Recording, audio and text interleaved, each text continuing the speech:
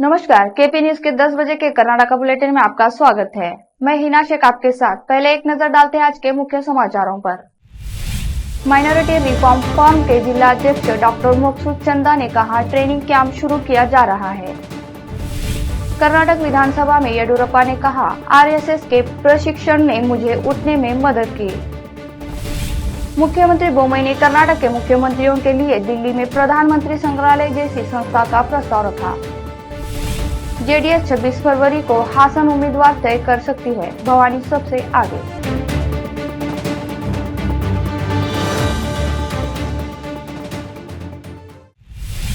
समाचारों का सिलसिला शुरू करते हुए देखते हैं समाचार विस्तार से।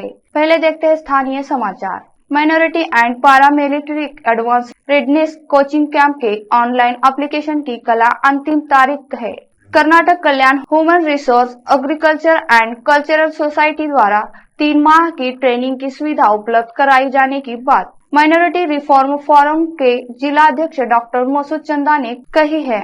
वह आज अपने क्लिनिक में पत्रकारों से बात करते हुए इस संबंध में विस्तार से बताए हैं। विशेष संवाददाता की रिपोर्ट। मैं डॉक्टर मकसूद चंदा, प्रेसिडेंट MRF बीदर। ऐसे कि आप अच्छी तरह से जानते हैं कि हम लोग रिक्रूटमेंट वगैरह में काम करते हैं। इस वक्त एक बात बता दूं आपको कि मिलिट्री और पैरामिलिट्री के लिए एडवांस रेडीनेस कोचिंग कैंप शुरू किया जा रहा है। इसका बहुत शॉर्ट टाइम है। इसके एप्लीकेशन ऑनलाइन भरना है और उसकी तारीख ख़त्म हो रही है कल शाम 5:30 बजे, 26 5:30 बजे। ये 3 कैटेगरीज हैं। एक तो 10th, PUC एंड ग्रेजुएट। ये तीनों कैटेगरी में जिसमें भी आप चाहे अप्लाई कर सकते हैं। आपको 3 महीने की कोचिंग दी जाएगी। रेसिडेंशियल कोचिंग है जिसमें आपका रहना खाना पीना सब फ्री है। ये जो काम हो रहा है Karnataka Kalyan human resources agriculture and cultural society Gulbarga division की तरफ से हो रहा है। और आपकी खुशकिस्मती ये है कि इसका सेंटर बीदर है। बीदर में ग्लोबल सैनिक स्कूल, वहाँ पे कोचिंग होने वाली है और इसमें आप तमाम मिलिट्री के लिए अप्लाई कर सकते हैं। और इंशाल्लाह आप लोगों के लिए बहुत अच्छा फ्यूचर है। अप्लाई करने के लिए आपके लिए सिंपल है। एक आपका आधार कार्ड होना चाहिए, इनकम सर्टिफिकेट होना चाहिए जिसके में इनकम आपकी सालाना 5 लाख से कम होना चाहिए। तीसरा 371J अगर आपके पास नहीं भी है तो आप उसको टिक कर लीजिए। बाद में जब इंटरव्यू जब कॉलफर होते हैं तब आप अप्लाई कर सकते हैं बाद में। और उसके साथ में आपका बेसिक क्वालिफिकेशन, आप 10th है 10th, PUC है PUC, आप ग्रेजुएट है ग्रेजुएट। मैं ये देखता रहा हूँ कि हमारे लोग बहुत कम इंटरेस्ट ले रहे हैं। प्लीज़ इसमें आप हिस्सा लीजिए और अपने किस्मत को आजमाई कोशिश कीजिए। इसके लिए पहली तारीख ये तो कल ख़त्म हो जाएगा आपका ऑनलाइन अप्लाई करना। ऑनलाइन अप्लाई करने के लिए अगर आप याद रखते हैं तो ये बाइक दोबारा देख के आप ओपन कर सकते हैं। सुना दे रहा हूँ, लिख लीजिए www.kkHRACS.com। मैं रिपीट कर रहा हूँ www.kkHRACS.com। इस पे जाइए, एप्लीकेशन ओपन होगा, सिंपल है, 5 मिनट का काम है। इमीडिएटली अप्लाई कर लीजिए। उसके बाद पहली तारीख को आप लोग इंटरव्यू को बुलाएंगे। उसमें आपका हाइट होना है 157.5 सेंटीमीटर और आपका चेस्ट होना है 77, एक्सपेंशन 5। इसमें कुछ कमी हो तो इंशाल्लाह आपका हम कोशिश कर लेंगे आपको ट्रेन करेंगे। हाइट में कुछ कंप्रोमाइज़ नहीं किया जा सकता। एक बात इसके साथ बता दूं, हमने इससे पहले काफ़ी ट्रेनिंग कोचिंग कैंप्स किए हैं। पुलिस के लिए 2 मरतबा किया। लास्ट टाइम मैंने पूरे ताल्लुक़े से एक नहीं कई मरतबा गया। मुझे उम्मीद थी कम से कम 200 बच्चे आएंगे और मैं बीदर बसों कल्याण वगैरह करना चाहता था। अफसोस की बात है कि सिर्फ 20 बच्चे आए, जिस वजह से मुझे इनकी कोचिंग गुलबर्गे में रख कर करना पड़ा। 2.5 महीने से कोचिंग हो रही है, वो इख्तिताम करा रही है। बच्चे अच्छा ट्रेन हुए, मुझे उम्मीद है सबको जॉब मिलेगा। ये मौका, सुनहरे मौका जाने मत दीजिए। अब राज्य के अन्य समाचार। पूर्व मुख्यमंत्री भाजपा केंद्रीय संसदीय समिति के सदस्य BS येडियुरप्पा ने शुक्रवार को कहा कि RSS और संघ परिवार द्वारा दिया गया प्रशिक्षण राजनीति में उनके उत्थान के लिए जिम्मेदार है। 15वें विधानसभा सत्र के अंतिम दिन अपने विदाई भाषण में अनुभवी नेता ने अपने विकास के लिए RSS को सारा श्रेय दिया और कहा कि वह इसके योगदान को कभी नहीं भूल सकते। उन्होंने कहा कि मैं अवाक हूँ, समझ नहीं पा रहा हूँ कि क्या कहूँ। मुझे लगातार निर्वाचित करने के लिए मैं शिकारीपुर निर्वाचन क्षेत्र के लोगों को धन्यवाद देता हूँ। मैं 27 फरवरी को 80 वर्ष का हो जाऊंगा। इस अवसर पर प्रधानमंत्री नरेंद्र मोदी शिवमोगा हवाई अड्डे का उद्घाटन करने आ रहे हैं। यह मेरे लिए खुशी और प्रसन्नता का विषय है। कर्नाटक के मुख्यमंत्री बसवराज बोम्मई ने शनिवार को कहा कि उन्हें लगता है कि नई दिल्ली में प्रधानमंत्री के संग्रहालय की तर्ज पर एक संस्थान खोलने की जरूरत है, जो राज्य के एकीकरण के लिए संघर्ष और सभी मुख्यमंत्रियों के प्रमुख योगदान का प्रतिनिधित्व करे। उन्होंने कहा कि इस समय यह केवल एक विचार है और इस संबंध में सभी संबंधित व्यक्तियों के साथ चर्चा करने के बाद एक कार्यक्रम तैयार किया जा सकता है। बोम्मई ने कहा, हमारी भावी पीढ़ी को उन लोगों को नहीं भूलना चाहिए जिन्होंने कर्नाटक का निर्माण किया। उनके बलिदान, दूरदर्शिता, आदर्शों और सिद्धांतों ने यह सुनिश्चित किया है कि राज्य खड़ा रहे। इसलिए उन्हें और उनके कार्यों को याद रखना और भावी पीढ़ी को इसकी जानकारी देना हमारा कर्तव्य है। यहाँ पत्रकारों से बात करते हुए उन्होंने कहा कि योगदान के संबंध में पर्याप्त साहित्य पहले से ही उपलब्ध है, लेकिन इसे सभी मुख्यमंत्रियों के संबंध में तैयार किया जाना चाहिए और आज के युवाओं के बीच प्रचारित किया जाना चाहिए। अगर जेडीएस खेमे के हालिया घटनाक्रमों पर गौर करें तो हासन विधानसभा क्षेत्र के भवानी रेवन्ना की उम्मीदवारी लगभग तय है। सूत्रों के मुताबिक उम्मीदवार को अंतिम रूप देने के लिए पार्टी ने रविवार को बेंगलुरु में हासन जिले के नेताओं की बैठक बुलाई है। जेडीएस विधायक दल के नेता एचडी कुमारस्वामी ने जीपी सदस्यों सहित खंड के 300 से अधिक नेताओं को आमंत्रित किया है। इस बात पर चर्चा की जाएगी कि खंड में जेडीएस की जीत में कौन सक्षम होगा। सूत्रों ने कहा कि बाद में उम्मीदवार के नाम की घोषणा की जाएगी। रुकते हैं ब्रेक के लिए, जल्द लौटेंगे ब्रेक के बाद। हिंदुस्तान के हर कोने में हम हैं मौजूद। 24 घंटे हालात पर गहरी नजर,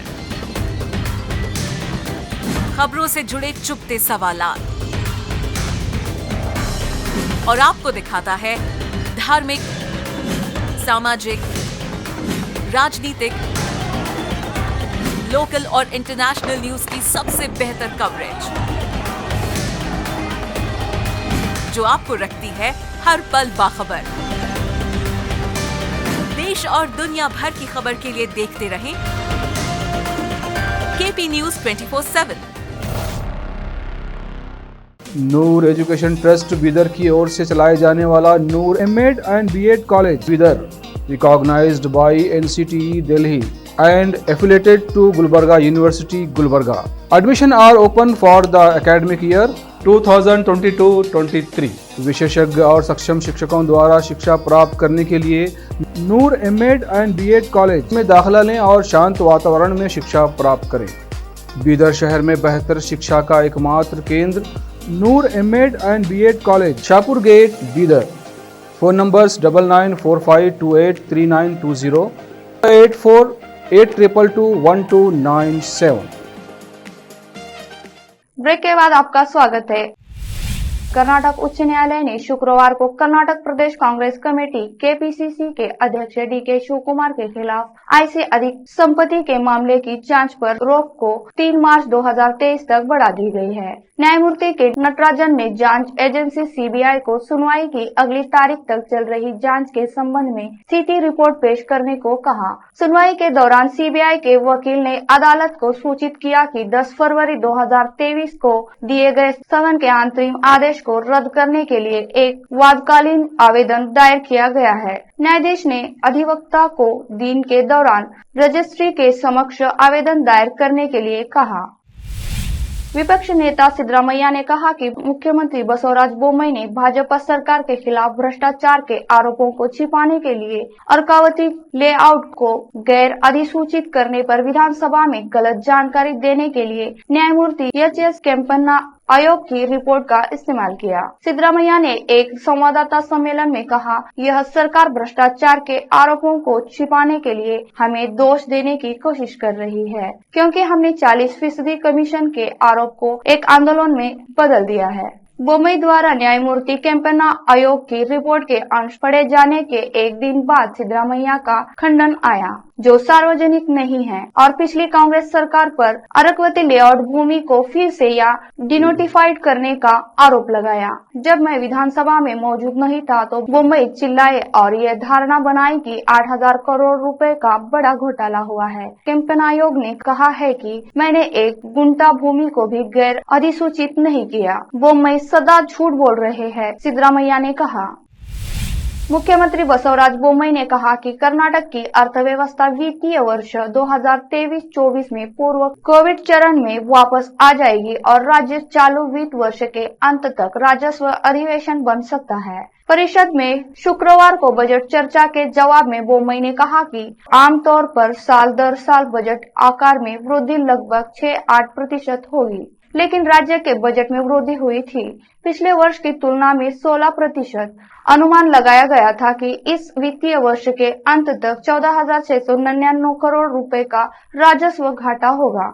हालांकि जनवरी के अंत तक यह घटकर 5,996 करोड़ रुपए रह गया है और हम उम्मीद कर रहे हैं कि राज्य मार्च तक राजस्व अधिवेशन में हो सकता है। आने वाले वित्तीय वर्ष में राज्य की अर्थव्यवस्था पूर्व कोविड समय में वापस आ जाएगी। उन्होंने कहा, कर्नाटक की अर्थव्यवस्था उनकी सरकार द्वारा बनाए गए वित्तीय अनुशासन के कारण सही रास्ते पर थी। पिछले कुछ वर्षों में तटीय कर्नाटक, विशेष रूप से मंगलुरु नैतिक पुलिसिंग की बढ़ती घटनाओं ने बंदरगाह शहर पर एक छाया डाली है, जिसे कभी महानगरीय संस्कृति के साथ एक उदार समाज के रूप में जाना जाता था। क्षेत्र के सामाजिक कार्यकर्ताओं का तर्क है कि दक्षिण पंथी संगठनों के विकास के बाद सामाजिक सद्भाव में गिरावट आई है, जो तटीय क्षेत्र में जमीन हासिल कर चुके हैं। वे इस तरह की घटनाओं की पुनरावृत्ति को नैतिक पुलिसिंग संगठनों को राजनीतिक समर्थन और सत्तारूढ़ भाजपा के निष्कर्षीय दृष्टिकोण के लिए दी गई दंड मुक्ति का परिणाम बताते हैं।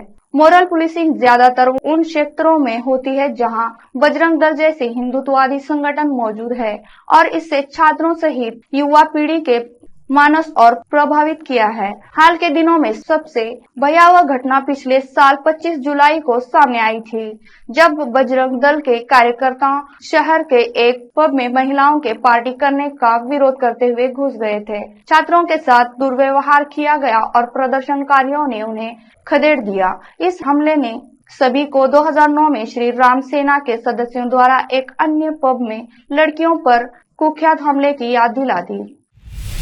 फिर से एक नजर डालते हैं मुख्य समाचारों पर। माइनॉरिटी रिफॉर्म फर्म के जिलाध्यक्ष डॉक्टर मकसूद चंदा ने कहा, ट्रेनिंग कैंप शुरू किया जा रहा है। कर्नाटक विधानसभा में येडियुरप्पा ने कहा, आरएसएस के प्रशिक्षण ने मुझे उठने में मदद की। मुख्यमंत्री बोम्मई ने कर्नाटक के मुख्यमंत्रियों के लिए दिल्ली में प्रधानमंत्री संग्रहालय जैसी संस्था का प्रस्ताव रखा। जेडीएस 26 फरवरी को हासन उम्मीदवार तय कर सकती है, भवानी सबसे आगे।